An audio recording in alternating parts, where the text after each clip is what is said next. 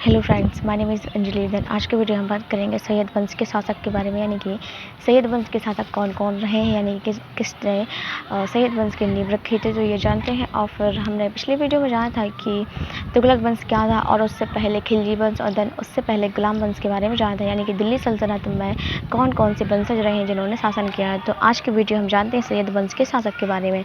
अगर आप चैनल पर नए हैं तो चैनल को सब्सक्राइब करना ना भूलें, एंड देन वीडियो को लाइक शेयर एंड कमेंट करना ना भूलें।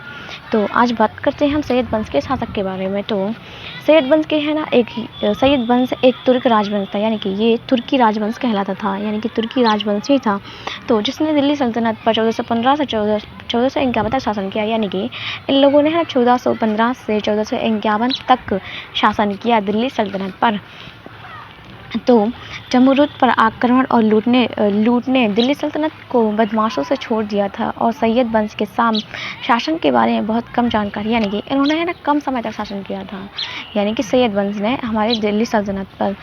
तो एनवरी सिम्मेल राजवंश के पहले शासक को खजरा खान के रूप में नोट करता है, जिन्होंने तिमूर का प्रतिनिधित्व करने का दावा करके शक्ति ग्रहण की थी। दिल्ली के पास के लोगों ने भी उनके अधिकार पर सवाल उठाए थे, यानी कि जो है ना सैयद वंश का कहें तो फाउंडर है ना खिजर खां को माना जाता है, और इसके संस्थापक यानी कि सैयद वंश खिजर खां थे, यानी कि इसका पूरा नाम था सैयद वंश खिजर खां था। यानी कि खिजर खां है ना इसने है ना सुल्तान की उपाधि नहीं ली थी, और इसने है ना रैयत आला की उपाधि ली थी। तो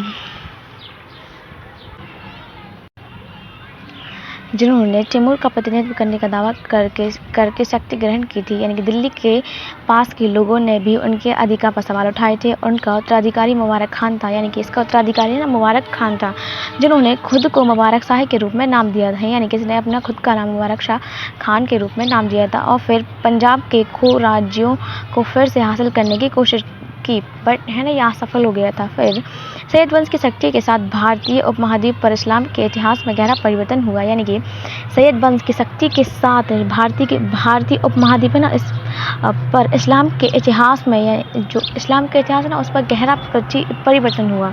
फिर समीवल के अनुसार, यानी कि इस्लाम का पहले प्रमुख सुन्नी संप्रदाय पतला था, शिया यानी कि गुलाब जैसे वैकल्पिक मुस्लिम संप्रदायों और इस्लामी संस्कृति के नए प्रतिस्पर्धा केंद्रों ने दिल्ली में जड़ें निकाली। और फिर सैयद वंश को 1451 में लोधी राजवंश द्वारा विस्थापित किया गया। फिर यानी कि फिर ये है ना इसका डिक्लाइन यानी कि पतन हो गया किसका, सैयद वंश का। फिर नेक्स्ट सैयद वंश के बाद लोधी वंश ने अपने लोधी साम्राज्य की नींव रखी थी। तो वो भी आज के वीडियो हम डिस्कस करेंगे, लोधी वंश और देन सैयद वंश के जो महत्वपूर्ण तथ्य हैं वो जानते हैं।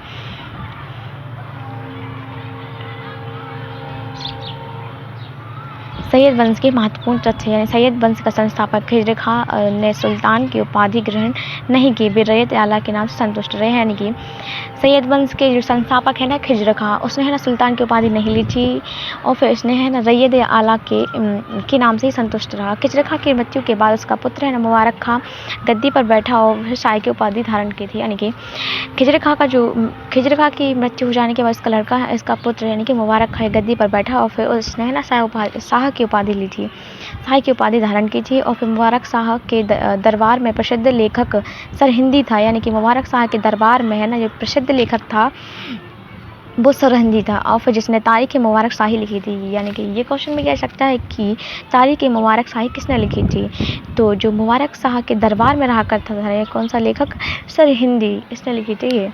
तो यमुना के तट पर मुबारक शाह ने मुबारकाबाद नामक की एक नगर बसाया था, यानी कि इसने एक नगर की स्थापना की थी। और फिर 1451 में लोधी राजवंश ने इसे यानी विस्थापित किया था। और फिर देन सैयद वंश के बाद लोधी वंश आता है, यानी कि सैयद वंश का पतन हो जाता है। और फिर हम बात करते हैं लोधी वंश के बारे में आज के वीडियो में।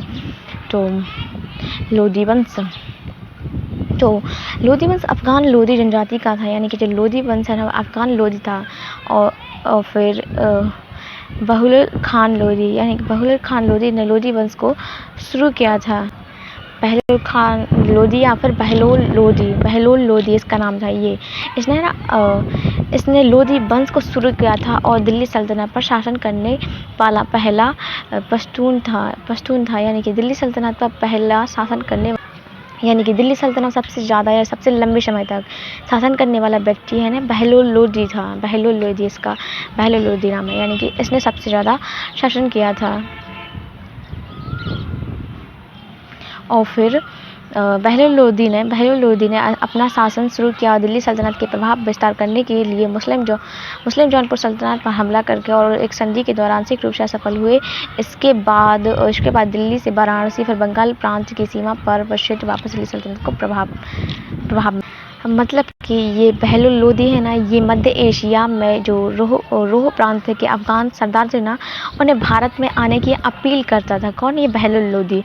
और फिर एक इतिहासकार का कहना भी है कि अब्बास का शेरवानी का कहना भी है कि अफगानी सरदार किस तरह चींटियां टिड्डी की तरह भारत पर आ रहे हैं। यानी कि ये एक इतिहासकार का कहना है बहलोल लोदी की वजह से, यानी कि किस तरह ये मध्य एशिया में रोह प्रांत के अफगान सरदारों को भारत पर आने की अपील करता था। लोदी वंश के शासक, यानी कि सबसे पहले तो बहलोल लोदी और देन सिकंदर लोदी फिर इब्राहिम लोदी, इन लोगों ने शासन किया। सबसे पहले तो बहलोल लोदी ने क्या 1489 देन सिकंदर लोदी ने 1489 से 1517, फिर इब्राहिम लोदी ने 1517 से 1526 तक। और फिर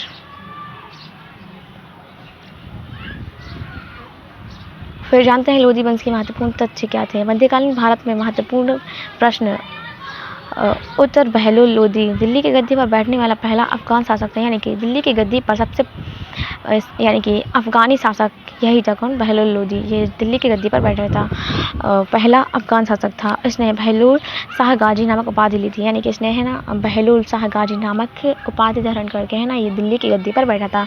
तो बहलोल लोदी का पुत्र निजाम खां सुल्तान सिकंदर शाह लोदी उपाधि के साथ गद्दी पर बैठा। बहलोल लोदी का पुत्र है निजाम खां, ये सुल्तान सिकंदर शाह लोदी की उपाधि धारण करके गद्दी पर बैठता है, बहलोल लोदी का पुत्र।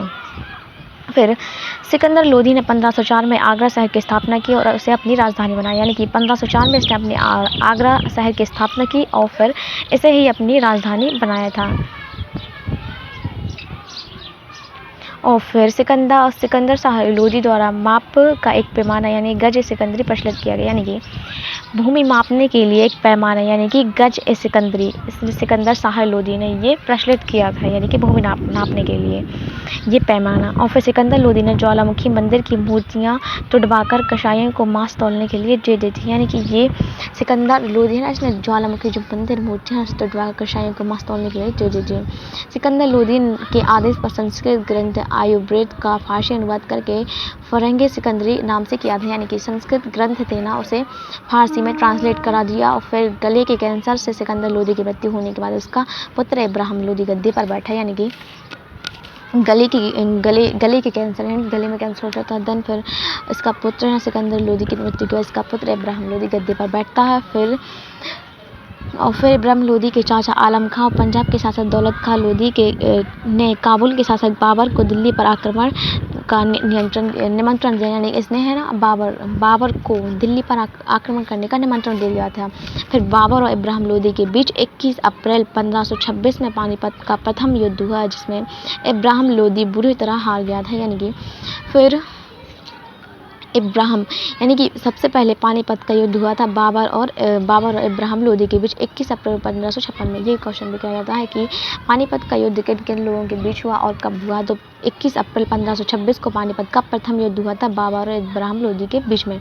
तो इब्राहिम लोदी उसी युद्ध में मारा गया और दिल्ली की सल्तनत काल का अंत हो गया। यानी कि पानीपत के प्रथम युद्ध में इब्राहिम लोदी की डेथ हुई, यानी कि युद्ध में मारा गया और उसी समय दिल्ली सल्तनत का अंत हो गया, यानी कि पतन हो गया। और फिर बाबर ने इब्राहिम लोदी को मारकर दिल्ली में मुगल साम्राज्य की स्थापना की। यानी कि बाबर पानीपत का प्रथम युद्ध जीतकर दिल्ली सल्तनत का नष्ट यानी कि पतन कर देता है और देन फिर मुगल साम्राज्य की स्थापना करता है। तो हम नेक्स्ट वीडियो में जानेंगे मुगल साम्राज्य के बारे में क्या था। तो मुगल साम्राज्य के बारे में हम नेक्स्ट की वीडियो में बात करेंगे। वीडियो अच्छी लगी तो वीडियो को लाइक शेयर एंड कमेंट करना ना भूलें। And then take care and bye.